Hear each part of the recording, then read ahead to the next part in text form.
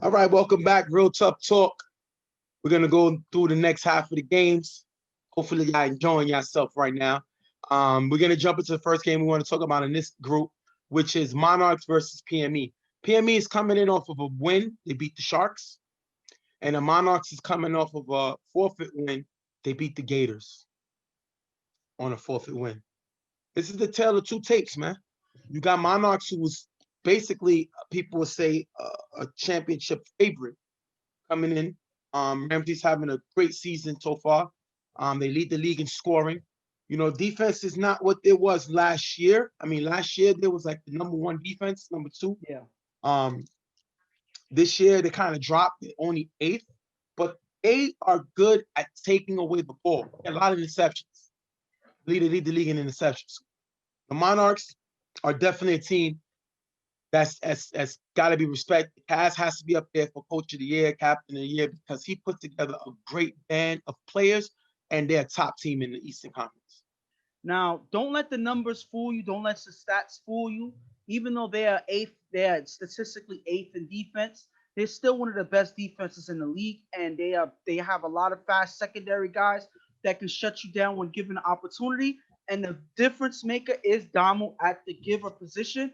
Yes. Whenever he's not here, they struggle at putting pressure on the quarterback, and that makes all the difference to their secondary. So when he's here, which he will be in this game, he is definitely a difference and makes the defense that much better.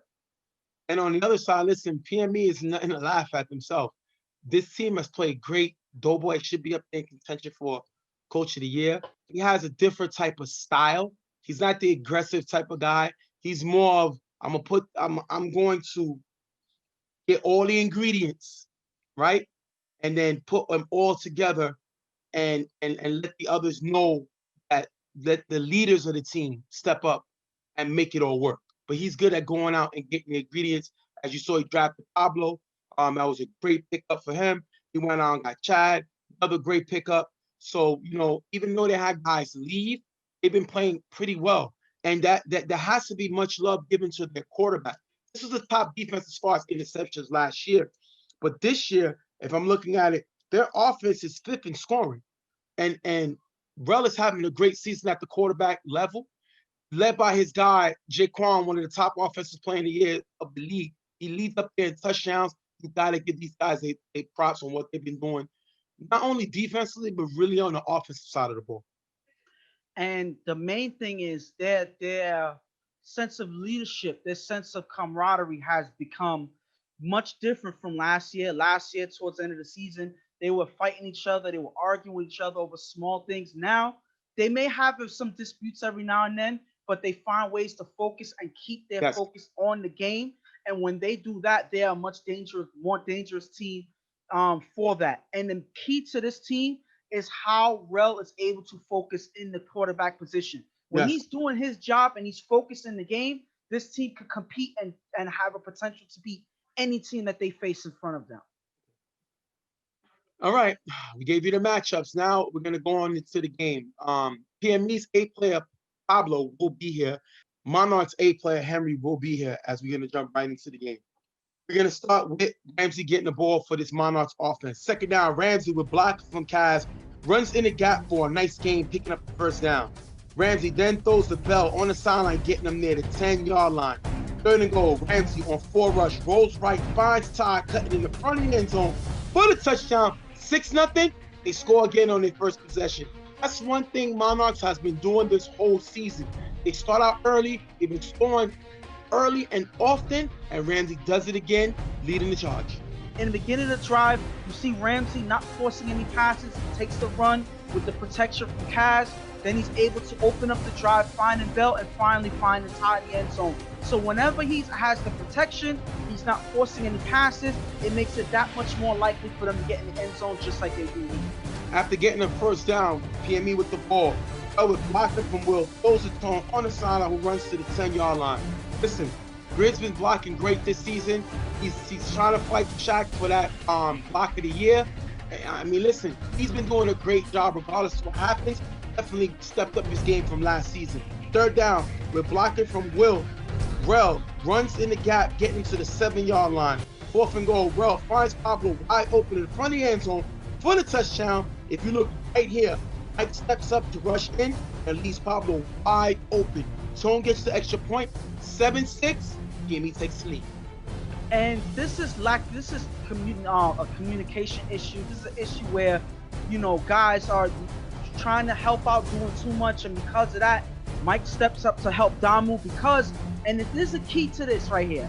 Because Will is able to keep Damu from rushing in and put pressure on Rel, that's when Mike decides to try to help. As soon as he does that, he leaves Pablo, the worst player on the team, to leave open.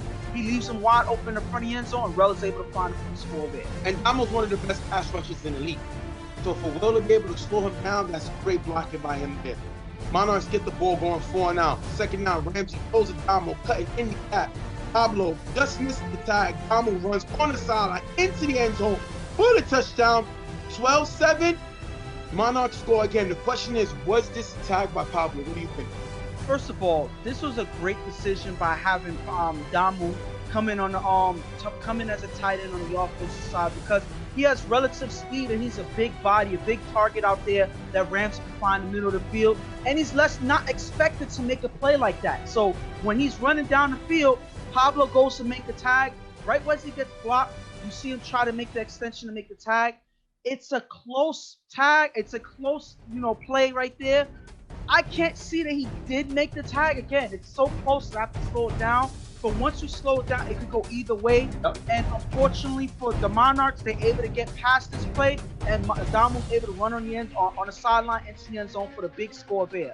12-7 Monarchs. Third down, Bell gets the ball and goes deep to try in the gap. Picked off by Henry, getting the Monarchs back the ball. Listen, Henry is making Kaz look like a genius.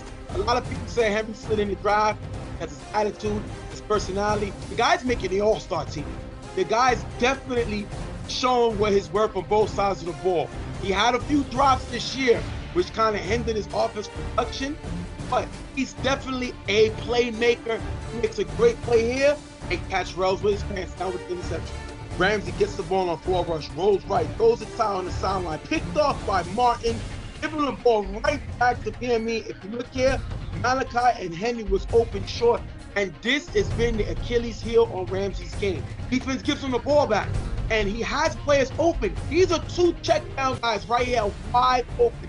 But Ramsey gets greedy, tries to get more, and PME makes him pay for it. This is a team that led the league in interceptions last year. You can't make these mistakes. He does, and he pays for it with a possession. And the thing about that is, this was Ramsey getting tunnel vision as he rolls out. He sees Ty, but he's not paying attention to the defense. They're watching Ty. He's not really open. You see Malachi and Henry on the sideline in the gap respectively, but Ramsey, like I said just now, he got tunnel vision and he focused on one part of the field, and because of that, he throws an interception, gives PME the ball right back. After a few plays, we're going to go to 3rd and goal. Rel finds Pablo in the front of the end zone for the touchdown. 13-12, they jump right back in the game. Listen, one thing you can't do again, if you make a mistake and PME gets the ball, they usually score. They did it last season, they do it again. Wait for Rel to keep Pablo involved. Pablo's 2nd touchdown in the game, they're right back in it. And the worst thing about it is that last play really killed them. Not only did it give them the ball back, but it gave them good field position, because that was an interception right there near the 20-yard line. Now, I understand if he throws a downfield pass and throws an interception, now the offense has to earn the way to the end zone. But that was pretty much a layup for the opposing offense because of that bad play there. And all Rel had to do was make the safe passes, make the safe plays, and he finds Pablo in the end zone for the touchdown here. After getting the first down, Ramsey rolls right and throws it up. Incomplete. Again, Malachi's open right here. Last play of the half, Ramsey throws it up. Jaquan and Henry both get a hand on it, and it's dropped, taking us into the half, 13-12. And Monarchs had the opportunity to put this game away early in the first half. They got 2 touchdowns. Yes, they gave up a touchdown, but they got 2 touchdowns early. Then they get an interception. They have an opportunity to run away with this game right then and there, but they give that opportunity right back to this PME team to end the half, and then Ramsey's not getting his check down. So this game is pretty much on Ramsey because this defense is doing their best to hold. They only gave up 1 touchdown in the first half. Ramsey has to make the smarter throws. We don't need the old Ramsey. We need the Ramsey that makes the better safe throws and the run when he needs to. If they don't, this defense is going to have a long game because PME is going to always respond when they're given the opportunity. If I'm PME, listen, at the end of the day, this is a game we need. We need to put the league on notice to know that we can stick with any team in this league. And we're showing it right now. We got as well organized organization, a well-oiled machine as anybody else in the league. I think that PME kind of slipped through the cracks. Nobody's really talking about this team. And now everybody's front and center watching them like, whoa, this is definitely a dangerous team. We played a great first half. The key is to turn it up in the second half because Ramsey's going to make another mistake. Ramsey usually gives the defense an opportunity to make a play.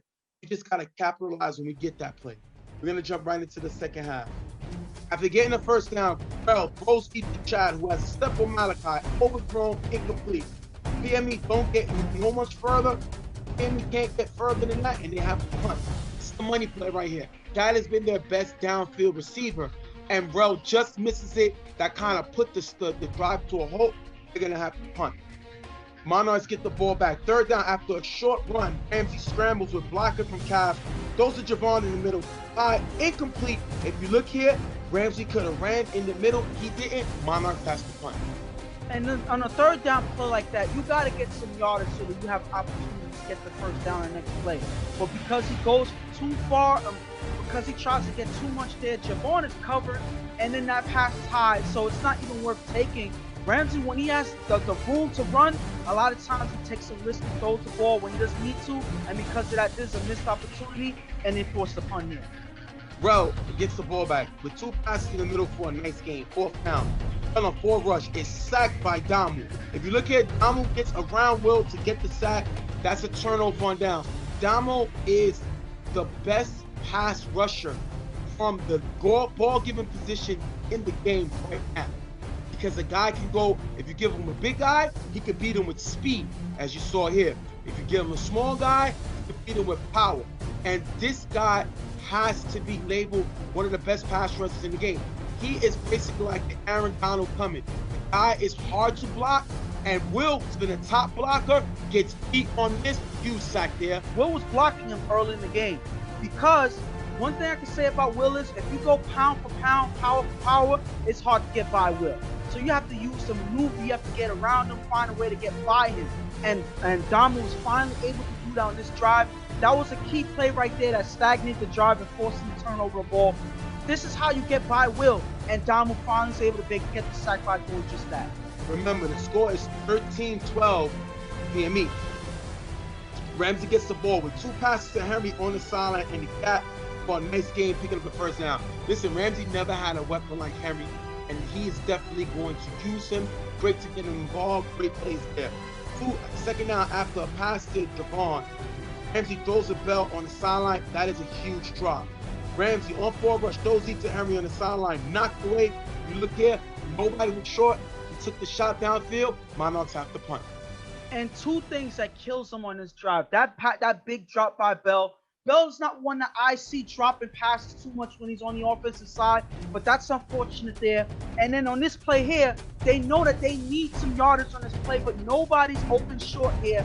Nobody's cutting through the field to get open because of that. Now Ramsey's forced to throw downfield, and ultimately they're forced to punt. So when you're in a certain position, guys got to step up and make plays or get open and make the quarterback's job easier. They don't do that, and they're forced to punt there.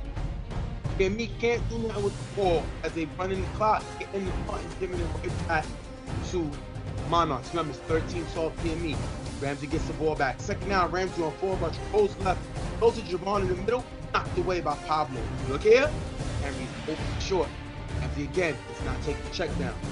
Third down, Ramsey with blocker from pass, throws the belt in the middle, picked off by Jaquan. Ending the game, if you look here, Malachi was open on the sideline. That's going to end the game. PME coming away with a big win. Listen, Ramsey went back to being the old Ramsey. PME dared him to take a short route. He would not, and that's what caused all these problems with him. And if I'm Monarchs, I'm nervous. I'm nervous because he showed his signs of what he did last season with UTF. given all the weapons in the world. He has the most firepower I've ever seen him have in the league before. He led the league in scoring. But again, he made crucial mistakes, which kind of cost him this game. And you got to look at him and say, our quarterback can't cost us a game. And he kind of did with his mistakes today. Listen, I'm gonna say this. Besides, one fact I gotta say is he missed Malachi all day on offense. Yep. All game. All game. Malachi's opening the gaps, opening the middle, opening towards the sideline. Ramsey was not finding him at all. Is it because he's not used to using them on offense? I don't know. But the fact that he wasn't able to connect with them on offense is a problem. Then you got to look at things that mirrors a game that they had last season. Look at the score. 13-12. Who did they lose to in the first round of the playoffs in 13-12? They lost to Rep City. How did they lose? An interception to end the game. How did they lose this game? An interception to end the game. So this is literally mirroring the game that they got bumped on UTF. So why you wait until the last game as you get closer to the playoffs to make these mistakes? You said that they should be nervous. I agree, because these are mistakes that you can't make if you're Ramsey. But I'm not gonna only put all the blame on Ramsey here. There's certain plays on defense where a lot of guys in big plays are not staying short. Sometimes you got to give yourself an opportunity to make a play or give Ramsey that option. There's a chance that Ramsey might have to take that option, but that just shows that this offense has to be on the same page again. They got to have communication, because this is not something you want to happen in the playoffs. This is not a game you want to give away in the first round. And PME played great. They, first of all, they slowed down the passing, the pass rush of Bama. That's the key. They slowed that down. Rel made a mistake throwing an interception, but he did not attempt to get into a shootout with this Monarchs team. He scored, and then, they try to move the ball and they end up punting.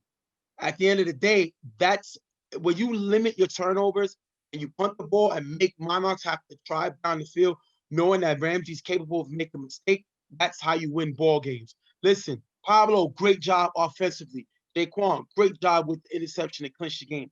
These guys are the playmakers that have to continue to make plays if they want to have a long playoff push. Doughboy definitely has to keep the troops together. Can't focus on anything else but the task at hand. Everybody is watching right now. Nobody really takes PME seriously. Nobody worries about the chips they win in Queens. Nobody cares about that. If you can have a event in this league, especially at least make it to the Final Four, and everybody's going to look at your team different. They need to keep this going, and they have the firepower to do it. Listen, me personally, I can't say everything positive about this PME team, at least in this game right now. I would have liked them to score at least one more touchdown in the second half, at least one, because you don't want to keep a game like this close, especially with a firepowered offense like Monarchs. Regardless of what the mistakes Ramsey made or whatever, you don't want to give him the opportunity to make those mistakes, because there's a good chance that he won't, and he's able to recover in the second half. So you want to get the biggest lead you possibly can. And I believe if they were able to at least score one more time, I would have felt a little more better with the win that they had. But shout out to the defense. They were able to hold the whole second half. This is the defense winning the game for them. This is the defense that they need moving throughout the playoffs. If they can be consistent like this, they have a good chance of making it at least to the Final Four if they're able to play this way. All right, we're going to wrap this one up. Emmy beating the Monarchs 13-12. We'll be right back. 2, 3, 4. Henry next to you. Henry's right next to you.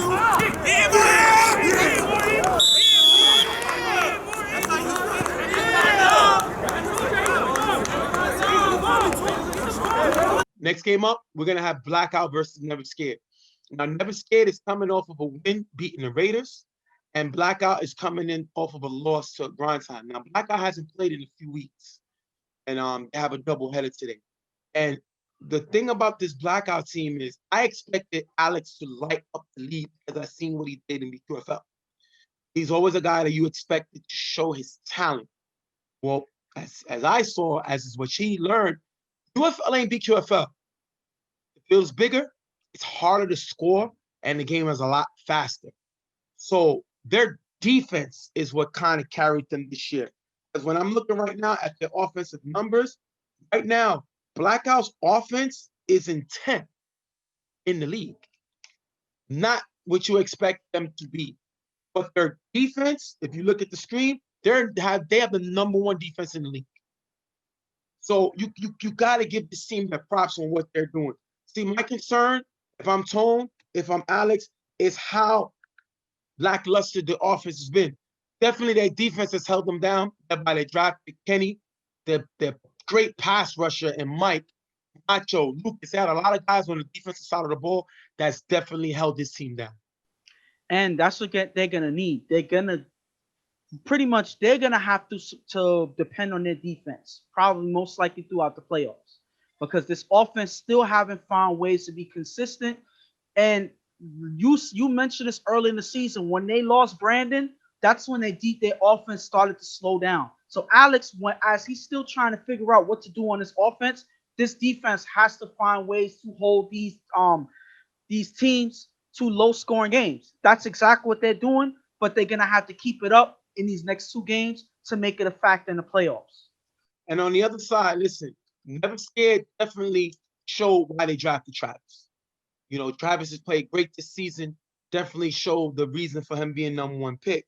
As if you look at Never Scared's offense, they're second in scoring. So they could put points up. And Chris definitely should be up there for MVP, definitely should be up there for most improved player, the Kendisha Carroll Price Award. So definitely got to give your love to their offense. Tiki and Ed has done a great job with this team offensively. Defensively, they're the worst defense in the league. The worst. They're in last place in defense. This team gives up 18.7 points a game. That's about 3 touchdowns a game. That's a lot in the UFL. That's too many touchdowns when you're in a defensive league. So the problem is the defensive side of the ball. They're not making plays. They're not taking teams out of the game. They're allowing teams to come back. And this is an opportunity to play a decent Black offense. Not a great offense, but a decent offense. We got to see what they can do, because now their offense is going to be tested against Blackout's number 1 defense. And I think a lot of that is 2 things. The pass rush and lack of communication on this defense. The pass rush, they're not necessarily the best at always putting pressure on the quarterback. That's one thing that they have to be a little bit more consistent on. And they got to communicate better, guarding up in the gaps, switching up defenses and adjusting them when they need to. It seems like they're not always able to do that. And because of that, the offense will take advantage of them. So at the end, they have enough talent, in my opinion, to be able to get it done. They just don't know how to get it done together. And on a game like this, regardless of how bad Blackout is doing on offense, this Never Scared team has to find a way to hold and get their offense rolling early. All right, we're going to jump right into the game. Blackout's A player, Kenny, will be here, and Never Scared's A player, Travis, will be here. We're going to jump right into this game. First down on 4 rush. Chris is sacked by Lucas. Great play by Lucas. Definitely showing his ability to play any side of the ball and make plays. After getting the first down, Chris throws to Chris in the gap, who runs for a nice game. Chris with Blackout from Ricky throws to Sean on the sideline. Incomplete, but Blackout gets a flag. I believe that's a personal 15-yard penalty, moving them up. Third down, Chris with Blackout from Ricky throws to the other Chris on the sideline, getting to the 5-yard line. If you look here, Mace just misses the interception. Great play, try to get there. Chris makes him pay for it. It's a big game. 4th and goal. Chris throws to Dave in the back of the end zone. That's going to be dropped. Turnover on downs. This Blackout is able to stop Never Scared's top offense. And in all honesty, yes, they got sacked in the beginning of the drive, but they were able to make it work, take advantage of the flag by Blackout, but they couldn't finish the drive with that touchdown pass to Dave in the back of the end zone. He's not able to hold on to it. That's not something you can afford in a game like this. That may be a game that goes down to the wire. You got to catch every pass you can possibly get in the end zone. Unfortunately, Dave's not able to do that, and they turn over the ball. Blackout's going to struggle to move the ball, and they're going to have to punt. Never Scared gets the ball back. Chris with Blocker from Ricky throws to Travis in the gap for a nice game, getting to the 20-yard line. 4th down. Chris with blocking from Ricky is still sacked by Lucas. Lucas is playing huge today. Comes up with a big sack to end the drive. Great play by him there. It's because Chris, if you look at the first sack and then look at this one, Ricky's blocking from him. But because the play is extended so long, eventually, because Lucas is so fast, he's still able to get Chris afterward. So they have to communicate. Chris has to know exactly where to go, where to roll out as Ricky's blocking, and because he's not able to position himself the right way, they're able to get the sack and cause a stop right here. Second down, Alex with blocking from Kenny runs on the sideline for a nice game.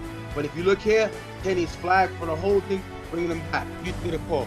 I believe that this is a close play right here, but I think that it was enough contact from Kenny to merit the hold. That's unfortunate because it's hard to protect your quarterback from Ricky because he's just as good a blitzer as he is a blocker. So when you're blocking against Ricky, you do whatever you can, and unfortunately, there's too much contact from Kenny.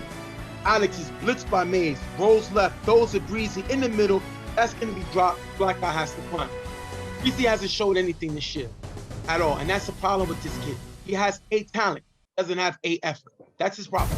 He comes late, doesn't really get involved in the game. We saw that when he played a few years ago with Carver in UFL. Comes late, doesn't really get involved, and that's his game. If this kid had the passion to match his talent, he could be one of the best players in the game. Unfortunately, this is something that's known. You pick him up, and it's a huge drop by him ending that drive. Chris with 2 passes in the gap for a nice game, picking up the first down. 3rd down, Chris throws to Dave in the gap, getting to the 20-yard line. 4th down, Chris throws it up, incomplete, turnover on downs. Blackout gets the ball, but they can't score before half. That's going to take us into the half. Nothing. And I'm going to say that this is just terrible offense on both sides, more so than it's just good defense. Yes, defenses are making good plays on both sides, but I think it's mainly the offense is not showing any life on any side of the field. Chris is holding the ball too much in the pocket, and because of that, he's getting sacked. They had a big drop touchdown pass by Dave, and on the other side, Blackout showing more of the same offense, struggling to move the ball. Nobody's really showing any passion on the field, and because of that, this is a game that it seems like whichever team starts that smart has the opportunity to win, but I can't see who has the upper hand right now because no signs are showing. No team is showing life right now, at least on offense. I'm never scared. This is a team we possibly have to play in the playoffs sometime. We're known for offense, and we're not moving the ball. Dave had a huge touchdown drop early in the game. We have to find a way to move the ball offensively. Now, defensively, we're playing well, but Blackout doesn't have a great offense. They're not lights out scoring. So we're not going to sit down. We have the worst defense in the league, and now we held Blackout to no points in the first half. I'm not going to sit down and say, wow, we solved the problem. No, we didn't. Blackout is just not a very good offense. So at the end of the day, we have to find a way to score because that's one thing we do as well as anybody else in the league is put up points. We're going to jump into the second half. Blackout can't get a first down and they're forced to punt. That Blackout has punted 3 times in this game. Offense has definitely been inefficient and they're not really moving the ball at the punt. Never taking the ball back. Chris with blocking from Rick goes deep to Chris, open in the gap. Chris is going to misjudge the ball in the air and it's incomplete. Never scared, can't get much closer than that. They're going to have to punt. Chris has to make his catch. He is Chris, quarterback, most consistent weapon, especially downfield. I know I said we lost. Chris kind of gets lost in the offense of Super Friends because there's so much talent around him. Well, he's making a show to show what he can do. He has to make these plays. That's on him. They have to punt. Alex gets the ball with blocking from Shaq. He's going to throw the Meek in the gap for a nice game. 3rd down, Alex with blocking from Shaq. Throws the Lucas in the gap for a nice game and a first down. If you look here, Shaq is blocking Ricky. It's great to see those 2 guys go at it. Shaq has been blocking great all season. And when you can slow down a guy like Ricky, got to give him his props. Alex getting Meek and Lucas involved. Good play by him there. Alex with 2 passes in the gap for a nice game. 3rd down, Alex with blocking from Shaq. Finds Lucas in front of the end zone for the touchdown. You look at Mays gets beat at the last second. Breezy gets the extra point. 7-0. Blackout takes the lead. And if you look, this drive is completely different from every other drive Blackout was attempted this game. You see them getting a big pass to Meek early because of the protection from Shaq. Then as they move the ball, you get Lucas and everybody involved. 2 passes getting the check down, and unfortunately for them, they finally get into the end zone. They're taking their time, but the key to this drive is Shaq with the protection. Without Shaq, this would have never happened. He gives Alex that extra time, and Alex is able to take advantage, getting into the end zone for the score. Never Scared gets the ball going 4-and-out. Chris with 3 passes in the gap getting to the 10-yard line. 4th and goal with Blackout from Ricky. Chris throws to Sean in front of the end zone. With contact from Mike, ball is dropped, turnover on downs. Like I said, Mike has been playing great all season for this Blackout defense. He's not only a blitzer, he can drop back in coverage. Great play by Mike, stopping this touchdown. And unfortunately for Never Scared, this is the 3rd drive that was led into an end zone possible touchdown play where it was dropped or misjudged. Again, Chris is doing his job. He's getting them into the end zone, giving them opportunity to score, and then not finishing the play by catching the ball. This is something that you're going to lose if you don't make these plays. No ifs, ands, or buts. But right now, they're showing just that, and that's why right now they're behind in this game. Blackout, if you look here, they can't get the first down. They're going to have to punt with 1 minute left in the game. Remember, they're up 7-0. After getting the first down, Chris on 4 rush, runs on the sideline for a decent game.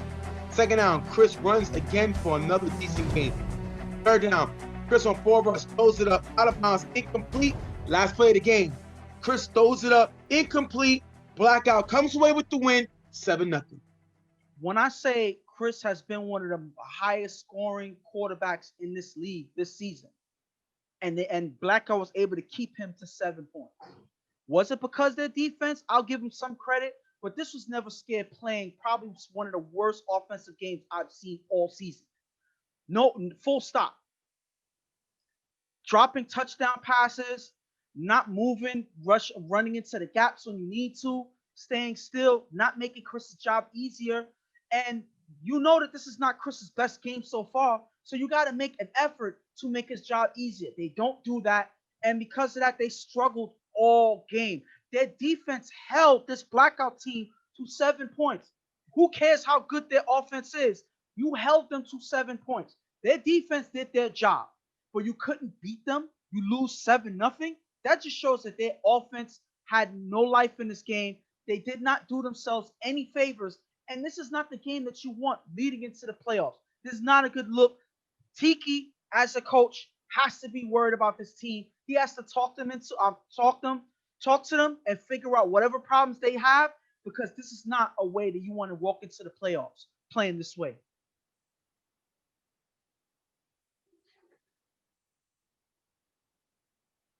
Blackout has a bad offense.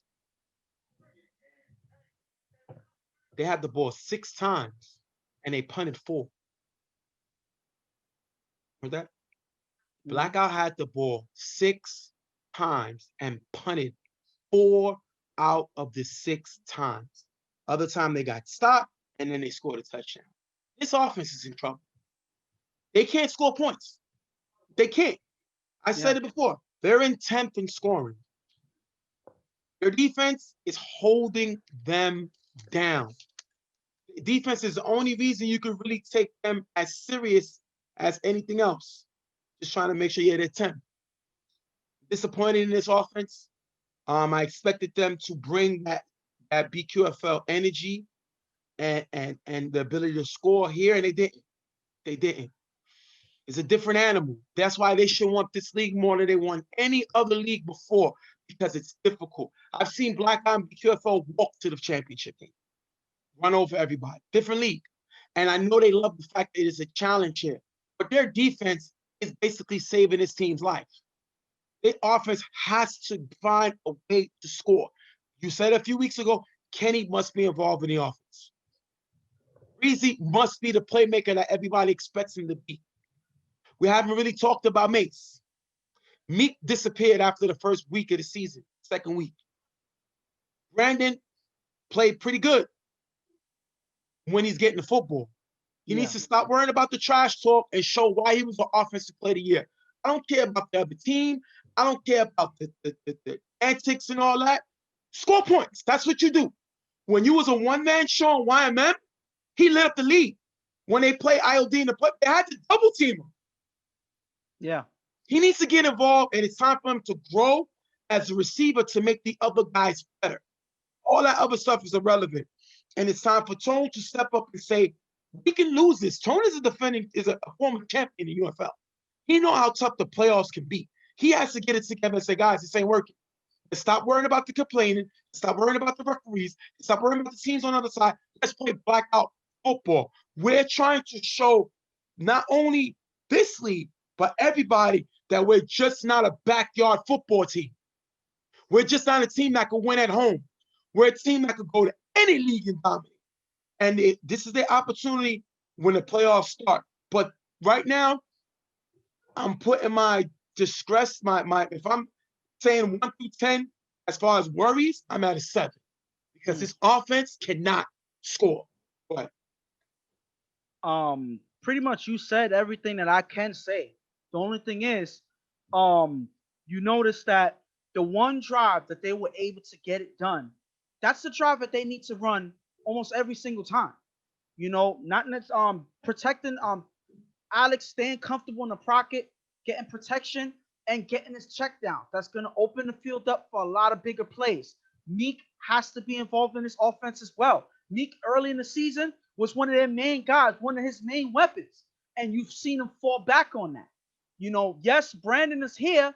Brandon has to be another focus on the team. But he shouldn't be the focus on their offense. Other guys got to step up, like you said. Kenny, Breezy, Meek, all these guys got to be a focus on his team. If not, they're going to struggle the same way that they do, and I don't think that's a way to survive during the playoffs. You punted 4 times against the worst defense in the league. We didn't even mention Mace. That's another person that needs to be more in the game. Let's stop worrying about the trash talk, and let's start putting up points. We have the talent. Yeah. If not, we're in trouble. We're going to wrap this one up. Blackout coming away with the win to Never Scared, 7-0. We'll be right back.